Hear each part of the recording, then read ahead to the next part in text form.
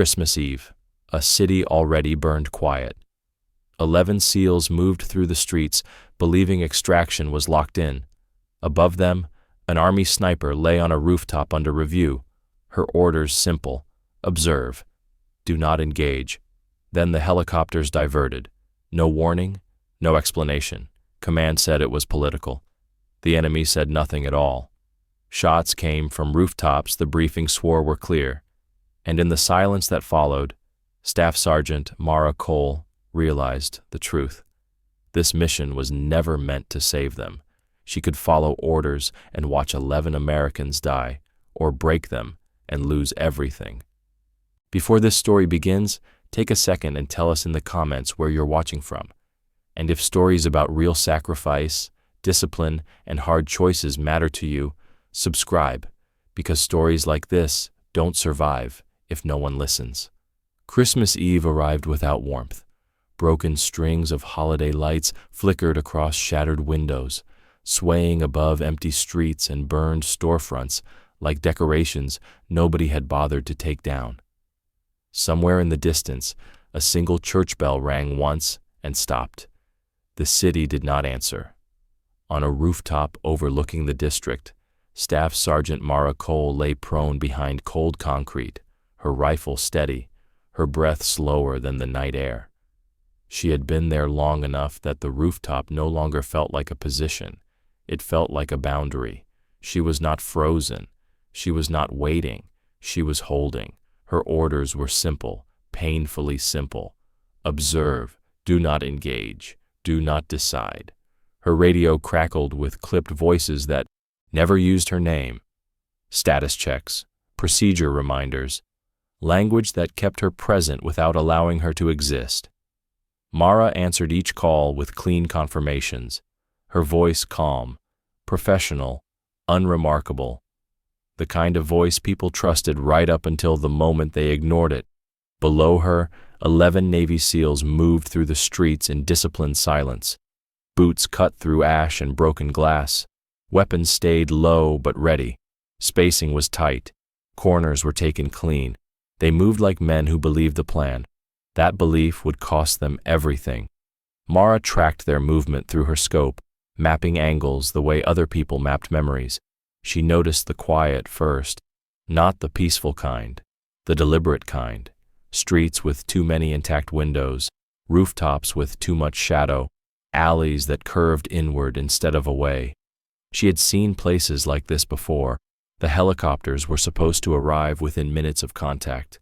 That was the plan. Extraction locked. Timing rehearsed. Everyone agreed. Everyone signed. Then the helicopters diverted. No warning. No explanation. Just empty sky where sound should have been. Mara did not react. She adjusted her scope instead, shifting 2 degrees to compensate for a rooftop 3 blocks east. Her breathing stayed slow. Her hands stayed steady. If panic lived anywhere, it was not allowed past her ribcage. Below, Lieutenant Commander Jason Mercer led Alpha 6 from the front, not because he needed to prove anything, but because that was where his eyes could protect his people. He slowed the team with a raised fist. No urgency, no drama, just instinct. Senior Chief Daniel Cross crouched beside him, eyes sweeping windows and rooftops. He did not like how the street bent ahead. It funneled movement without trying to hide it. That meant someone wanted them there. Behind them, Petty Officer First Class Ryan Coletti adjusted his headset, his fingers moving faster than his voice. "Comms are off," he said, quietly. "Response times are delayed. Feels filtered." Filtered meant someone upstream was choosing what information survived.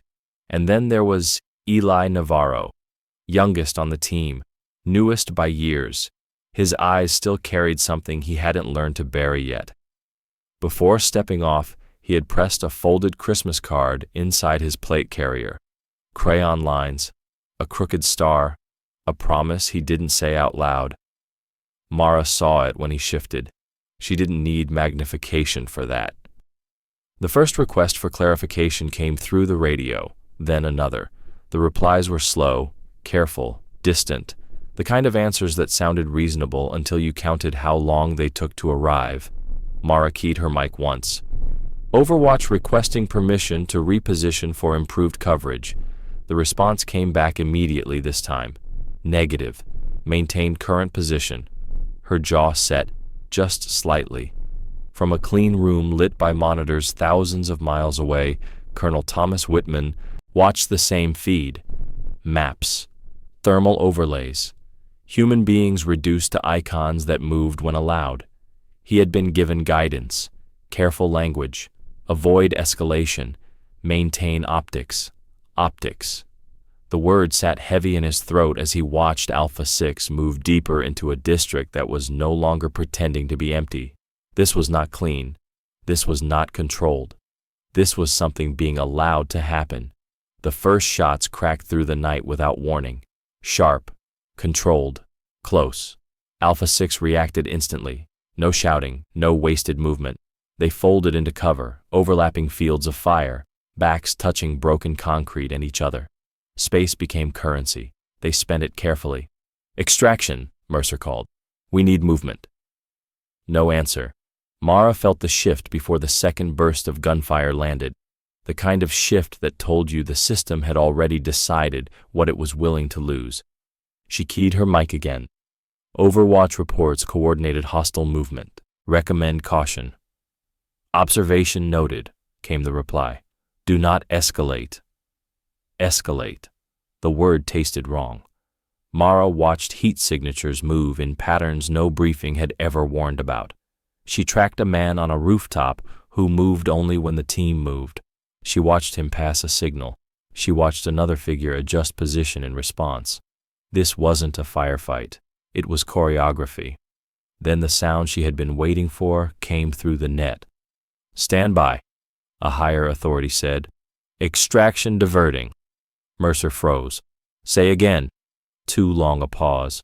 Extraction diverting. New tasking. Hold position. Cross didn't curse. He didn't need to. Everyone felt it. Mara watched the helicopters bank away on her peripheral feed, disappearing behind the skyline like they had never been meant to be there at all. She pulled the earpiece from her ear and let it hang against her collar. For a moment, the rooftop was silent except for distant gunfire. What would you do if the people below you were counting on rules to save them? Mara exhaled slowly and settled deeper into position. She had followed orders. She had asked permission. She had done everything right, and 11 men were about to pay for it. Below, Alpha 6 tightened their perimeter as the enemy pressed closer, not recklessly, patiently, like time was on their side. Mara adjusted her scope.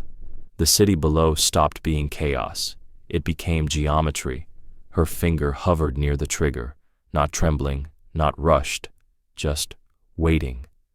And as the first hostile raised his weapon deliberately, not in panic, but in confidence, the truth became impossible to ignore.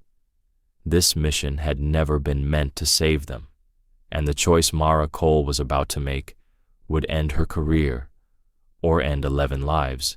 She did not rush it. She let the moment arrive, and when it did, she acted. The order still echoed in Mara Cole's ear even after she had removed the earpiece. Do not engage. It was the kind of order that sounded clean on paper and lethal in practice. Below her, Alpha 6 pressed into the broken geometry of the street. They did not scatter. They did not panic. They folded inward, overlapping fields of fire, backs touching ruined walls and each other.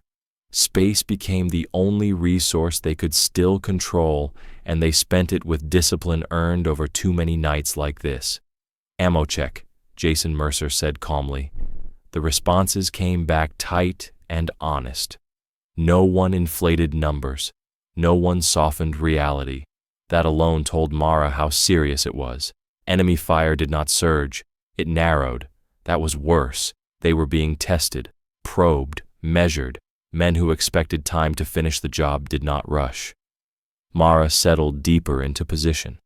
The concrete beneath her elbows felt colder now, as if the rooftop itself understood what was coming. She adjusted her elevation by feel. cheek welded to the stock like it had always belonged there. Her breathing slowed another fraction, sinking with a rhythm she trusted when everything else failed. She did not feel anger. She felt clarity. The first hostile disappeared without spectacle. No explosion, no shout. One heat signature on Ryan Coletti's display blinked and went dark between two breaths. Left side just dropped, Coletti said quietly, almost unsure of himself. Mercer did not answer. He was watching the same corner through his optic. The window that had tracked them moments earlier was now empty, not abandoned, neutralized. Daniel Cross felt it before he saw it. The pressure on their flank eased, not because the enemy pulled back, but because something had removed a critical piece of the machine. Another hostile shifted position, confident, aggressive. He never finished the motion. Cross frowned. That wasn't luck. That wasn't random supporting fire. That was someone shaping the fight. Above them, Mara's hands worked without conscious thought. She waited for alignment, not noise. Her optic was steady, not searching wildly. She had already mapped the space, angles, distances, lines of influence. The city below was no longer chaos. It was math. Two men crossed paths on a rooftop 300 meters out, overlapping for exactly 3 seconds. Mara fired once. The shot landed in the narrow window between movement cycles, timed so precisely that the man behind the target didn't register the absence until he stepped forward and found himself alone. Below, Mercer felt the shift without understanding it. The volume of incoming fire dipped. The angles changed. A heavy weapon that had pinned them for minutes went silent. "Cross," Mercer said quietly. "I see it," Cross replied. "Someone's peeling them apart." He didn't say it over the net. He didn't want to sound hopeful. 3 shots over nearly a minute followed, each one removing a specific problem. Not whoever was loudest, whoever mattered most. Mara shifted her support hand slightly, adjusting her glove. For a moment, the fabric rode up her wrist, and a thin, pale scar caught the moonlight. Old, clean, the kind left by shrapnel or wire. Not an accident. She pulled the glove back down without thinking. Under her breath, barely audible even to herself, she murmured a phrase she hadn't spoken aloud in years. "Hold! Hold! Now!" It wasn't broadcast. It wasn't meant to be. A command for a team that wasn't there anymore. Enemy movement began to hesitate. Men paused where they had pushed confidently moments before. Someone ducked back from a window and didn't return. A radio crackled briefly on an open channel and went dead. "They're getting nervous," Cross said. "Why?" Mercer asked. "They don't know," Cross replied. "That's the problem." Mara's display flickered with a suppressed transmission, an acknowledgement she shouldn't have been able to reach from her position. She tapped once in response. Silent. Final. The line closed. She wasn't alone anymore. Not really. Another hostile tried to reposition across an open gap. The shot came before the second step landed. "That's not us," Coletti said, staring at his screen. Mercer didn't answer. He didn't need to. Someone was shaping the fight. Someone disciplined. Someone patient. Someone who understood timing better than aggression. Mara felt no adrenaline. Only focus. This wasn't defiance yet. This was preparation. She let the earpiece hang loose against her collar, tapping softly with every controlled breath. Then she reached inside her plate carrier and pulled out the small recorder clipped near her ribs. She pressed it once. A soft confirmation tone answered her touch. "Staff Sergeant Mara Cole," she said evenly. "Time is 23:47 local. Friendly forces under coordinated attack. Higher authority has denied engagement. I am acting to preserve life." She stopped recording and clipped it back into place. There would be no rewriting this later. Below, Alpha 6s. Ammunition counts shortened. Angles closed. The enemy pressed methodically, confident time was on their side. Mara inhaled slow and deep and let the city resolve into vectors. She did not fire at the nearest threat. She fired at the right one. The man stood 2 streets back, elevated, stationary, issuing hand signals rather than shooting. His posture gave him away. Leaders always thought distance protected them. Mara waited longer. When he raised his hand again, she fired. The shot was clean and final. His authority ended without drama. The fighters around him hesitated just long enough for doubt to enter. Doubt was contagious. The next shot came 90 seconds later, timed between patrol shifts she had been watching for nearly an hour. A heavy weapon operator behind reinforced cover slumped forward, the barrel drifting uselessly skyward. The street below breathed for the first time in minutes. "The pressure's easing," Coletti said, confusion threatening his voice. Guns down." Mercer didn't respond. He was watching enemy movement lose certainty. "This isn't random," Cross muttered. "Someone's pulling teeth." Mara shifted 2 degrees right and waited. Another leader revealed himself, not by movement, but by restraint. He stayed back, observed, sent others forward. She fired once. The ripple stopped. The enemy didn't collapse. They adapted. But adapting to a threat you can't see is slow. Mara didn't chase them. She dismantled them. Heavy weapons fell silent one by one, not through overwhelming fire, but through absence. Each missing piece widened gaps Alpha 6 flowed into without being told.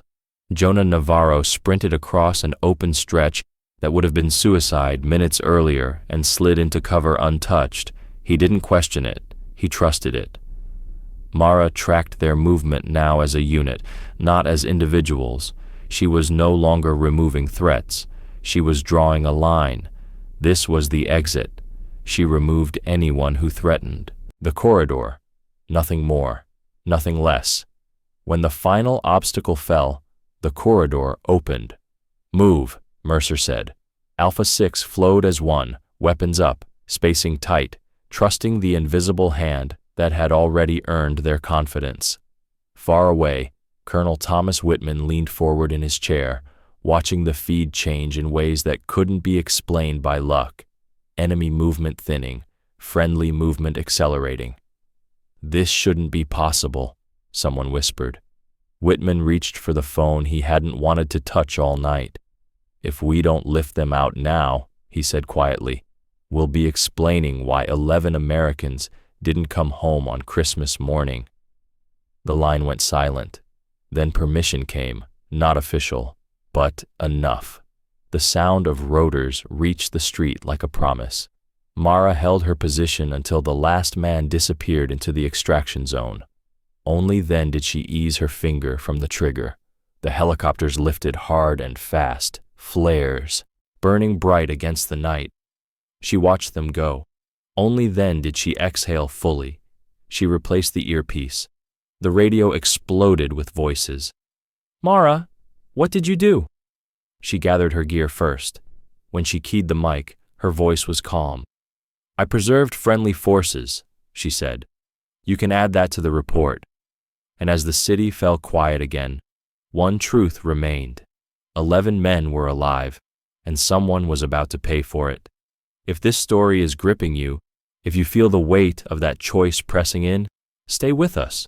Subscribe, not for noise, not for spectacle, but for the stories that live in the space between orders and consequences. These are the stories that don't survive unless someone chooses to carry them forward. The helicopters disappeared into the night as quickly as they had arrived, rotors fading into distance until the sound became memory instead of movement. Mara Cole stayed prone long after the last flare burned out. She did not rush to stand. She did not celebrate. She did not look for confirmation. Her rifle remained steady, covering empty space now, holding shape in a city that had finally gone still. Only when the feed confirmed Alpha 6 was airborne did she ease her finger from the trigger. The silence that followed felt heavier than the gunfire. She pressed stop on the recorder. The rooftop felt colder the moment she did. Mara replaced the earpiece in her ear. The radio crackled immediately. Overlapping voices, confusion bleeding through discipline. Someone finally used her name. Mara, what did you do?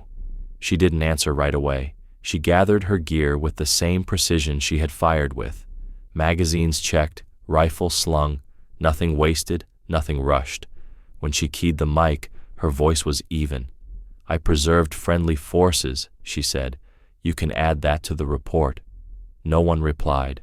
Far away, Colonel Thomas Whitman stared at a screen that no longer showed chaos, only aftermath. The corridor shouldn't have existed. The timing shouldn't have worked. The extraction shouldn't have been possible. He knew exactly whose hands had shaped it, and he knew what that meant for both of them. The helicopters touched down at Forward Operating Base Atlas just after midnight. The ramps dropped hard. Cold air rushed into the cabins, sharp and clean compared to the smoke and dust they'd left behind. 11 SEALs moved out in disciplined silence, weapons lowered but not relaxed, eyes still scanning as if the city might follow them home. Medics waited. Hands moved fast. Counts were taken. 11 in, 11 out. Only then did something inside the men begin to loosen. Not relief, not joy, but the heavy realization that they had come dangerously close to never standing here at all. They were guided into a briefing room. Coffee appeared in metal mugs. Someone offered blankets that went untouched. Adrenaline drained slowly, leaving behind questions no one wanted to ask too loudly. And Taifei Qi, intelligence officer, began speaking, voice smooth and practiced. Mission recap, threat assessment, political considerations, words designed to close the night neatly, like a folder snapped shut. Jason Mercer raised a hand. No, he said calmly. The room froze. We're not debriefing, he continued, until we're told who cleared that corridor. The officer hesitated. That information is classified. Daniel Cross leaned forward, forearms on the table. So was our status, he said. Non-recoverable, if I'm guessing. Silence answered him, the kind that admitted too much. Mercer didn't threaten. He didn't raise his voice. 11 of us are standing here because someone broke orders, he said. We're not leaving this room until we know who that was. No one argued. Colonel Rebecca Sloan entered quietly and closed the door behind her. She took a moment before speaking, eyes moving from face to face. You were saved by Staff Sergeant Mara Cole, she said. The name settled slowly. Army, Overwatch, female. Mercer felt it click into place, the cadence, the timing, the way the fight had bent without breaking. Cross exhaled through his nose. She acted without authorization, Sloan continued. Direct violation of standing orders. She's currently confined. Charges are pending. No one spoke. If convicted, Sloan added, her career is over.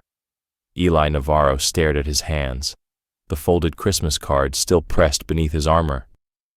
Ryan Coletti removed his headset and placed it on the table, as if the gesture itself mattered. Mercer stood. Where is she? He asked. Not here. He nodded once. Then this debrief can wait. Cross stood beside him. Then the rest followed, one by one. No ceremony, no signal, just understanding. Sloan watched them, expression unreadable. She knew what it would cost her, she said quietly. Mercer met her eyes.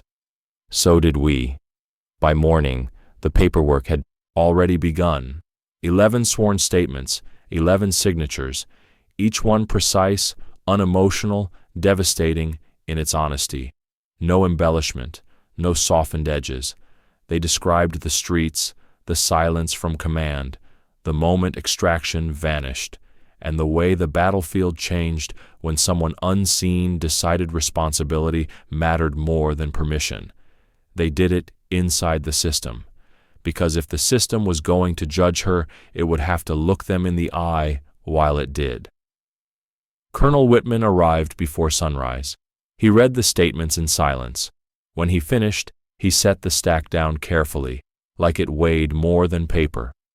"These will be entered into the record," he said. No one thanked him. "I will testify as well." That earned him a single nod. The hearing was held in a secure briefing room stripped of anything ceremonial. No flags, no press, just steel chairs, a long table, and consequences waiting patiently.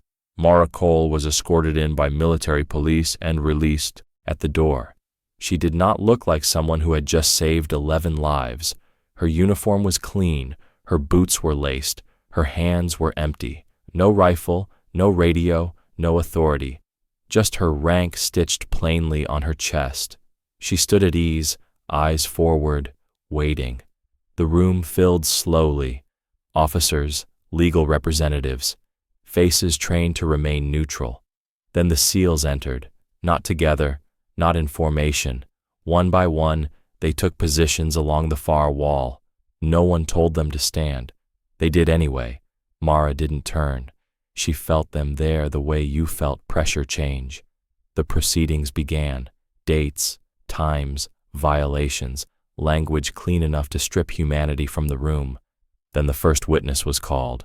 Jason Mercer stepped forward. He didn't argue law. He didn't raise his voice. He described facts. The density of enemy movement, the loss of extraction, the denial of engagement, the corridor that should not have existed. He ended with a sentence that landed heavier than accusation. "If Staff Sergeant Cole had followed orders exactly," he said, "none of us would be alive." No one interrupted. Cross followed, then Coletti, then Navarro. Each testimony removed another layer of abstraction until what remained was simple and impossible to ignore. 11 men were standing because one soldier refused to pretend the situation was acceptable. Mara remained still through it all. When the questioning paused, a colonel at the table looked up. "Staff Sergeant Cole," he said, "do you acknowledge you violated orders?" "Yes, sir." "No defense? No explanation? Do you have anything to add?" Mara took a breath. "I acted to preserve friendly forces," she said. "I documented my decision. I accept the outcome." That was all. The room sat with it. Then something small happened. Daniel Cross stepped forward one pace. He raised his hand and rendered a single sharp salute. Perfect. Silent. Jason Mercer followed. Then the rest. 11 salutes. The officers at the table didn't move at first. They weren't trained for moments like that. Colonel Whitman stood. He didn't salute. He simply remained standing with them. The room understood. The decision wasn't announced that day. Mara was escorted out the same way she had entered, alone. And as the door closed behind her, one question hung unanswered in the air: whether the system would protect its rules or admit who had truly protected its people. The decision did not arrive with ceremony. No announcement, no raised voices, no cameras waiting outside a door. It came quietly, the way institutional choices always do when no one wants their fingerprints on them.